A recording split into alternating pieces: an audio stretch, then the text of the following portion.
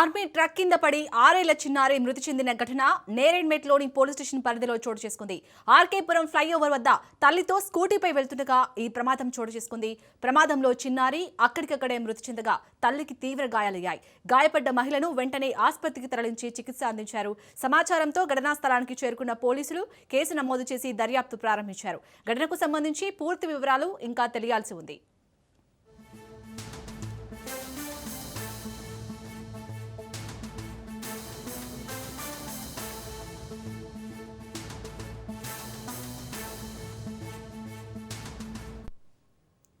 Right, నేరేడ్మెట్లోని police station పరిధిలో అయితే ఒక ఆర్మీ ట్రక్ కింద పడి 6 ఏళ్ల చిన్నారి అయితే మృతి చెందింది. ఈ ఘటనకు సంబంధించి పూర్తి డీటెయిల్స్ ని మా ప్రతినిధి ప్రవీణ్ అందిస్తారు. ప్రవీణ్, అసలు ఈ ఘటన ఎలా జరిగింది, పోలీసులు ఏమంటున్నారు దీనిపై?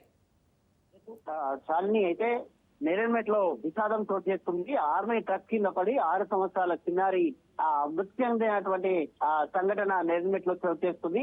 హైదరాబాద్ నగరంలో మరో విషాదకరమైన రోడ్డు ప్రమాదం కూడా చేసి అయితే నేరేడ్మెట్ పోలీస్ స్టేషన్ పరిధిలోనే ఆర్కేపురం ఫ్లైఓవర్ వద్ద ఈ రోజు ఉదయం జరిగినటువంటి ప్రమాదంలో 6 సంవత్సరాల చిన్నారి ప్రాణాలు కోల్పోయాడు. మృతి చెందినటువంటి బాలుడు ఆర్మీ పబ్లిక్ స్కూల్లో 1వ తరగతి చదువుతున్నట్టుగా కూడా ఆ పోలీసులు తెలిపారు. ప్రాథమిక సమాచారం ప్రకారం తల్లి కుమారుడు ద్విచక్ర వాహనం పైన ఆ ఫ్లైఓవర్ మీదుగా వెళ్తుండగా ప్రమాదవశాత్తు వాహనం అదుపు తప్పినట్లు తెలుస్తుంది. ఈ క్రమం లోపల ఆర్మీ ట్రక్ ముందు పడిపోవడంతో ట్రక్ చిన్నారి పైనుంచి దూసుకుపోయిందని తెలుస్తుంది.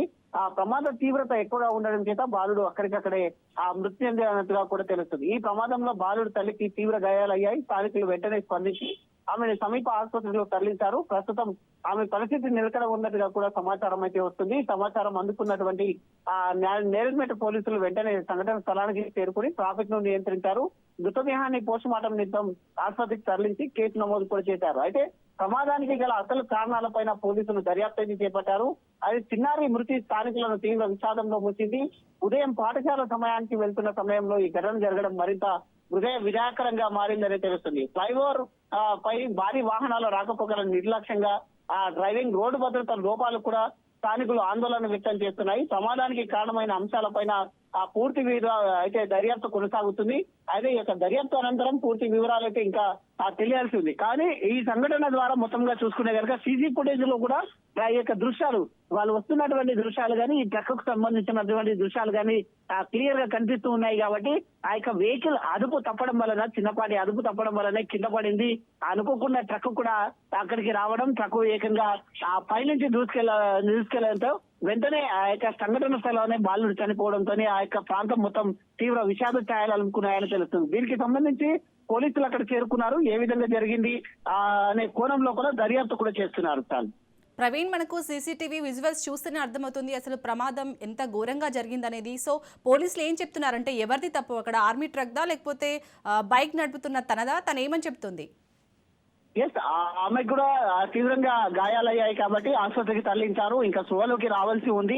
ఆమె ఇంకా చెప్పాల్సి, ఆమె ఏ విధంగా వెళ్ళింది, అయితే రాంగ్ రూట్ లో రావడం జరిగిందా లేకుంటే ఈ యొక్క ట్రక్ కూడా అదే సమయంలో ట్రక్ కూడా వస్తుంది కాబట్టి అయితే ఎవరిది తప్పు అనే కోణం లోపల పోలీసులు ఇంకా దర్యాప్తు అయితే చేస్తున్నారు. ఆ ట్రక్ నడిపినటువంటి డ్రైవర్ ఎవరైతే ఉన్నారో ఆయనను కూడా విచారిస్తున్నారు. విచారించిన క్రమం లోపల ఈ యొక్క సంఘటనకు మొత్తం టోటల్ గా చూసుకుంటే ఓవరాల్ గా ఈ యొక్క సంఘటనకు ఎవరిది బాధ్యులు ఎవరు అనేది అయితే ఇంకా తెలియాల్సి ఉంది. ఈ ట్రక్ వస్తున్న సమయం లోపల, ఈ యొక్క వెహికల్ వస్తున్న సమయం లోపల అప్పుడే ఆ ట్రక్ కూడా రావడం, వెహికల్ అదుపు తప్పడం, ఆ యొక్క ట్రక్ పైనుంచి వెళ్ళడం, ఇదంతా మొత్తం అయితే విత్ ఇన్ క్షణాల్లో జరిగిపోయింది. కాబట్టి పోలీసులు అయితే ఇంకా దర్యాప్తు చేస్తున్నారు సార్.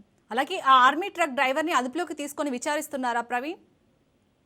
శాలిని, అయితే ట్రక్ డ్రైవర్ ఎవరైతే ఉన్నారో ట్రక్ డ్రైవర్ ని కూడా అదుపులోకి తీసుకున్నారు. సంఘటన పైన ఎలా జరిగింది అనే కోణం లోపల చూస్తున్నారు. అప్పుడు ఎంత స్పీడ్ తో ఈ యొక్క వెహికల్ వెళ్తుంది, అయితే అంత స్పీడ్ తో అక్కడికి ఆ యొక్క సిచ్యువేషన్ జరిగిన ప్రాంతం లోపల స్పీడ్ కంట్రోల్ కూడా ఉంటుంది. కాబట్టి ఎంత స్పీడ్ తో వెళ్తున్నారు అనే కోణం లోపల కూడా చూస్తున్నారు. వీరు వచ్చేటప్పుడు కూడా ఆ యొక్క డైవర్షన్ ఏ విధంగా వస్తున్నారు అనే కోణం లోపల చూస్తున్నారు. కాబట్టి పాఠశాలకు సమీపంలో ఉండేటటువంటి సమయం లోపల ఇటు ఫ్లైఓవర్ నుంచి టర్న్ తీసుకునేటప్పుడు కూడా కొద్దిగా స్లోగా వెళ్ళేది ఉంటది కాబట్టి ఎంత స్పీడ్ తో వస్తున్నారు అనే కోణం లోపల కూడా ఇంకా దర్యాప్తునైతే చేస్తున్నారు Shalini. Right, thank you Praveen.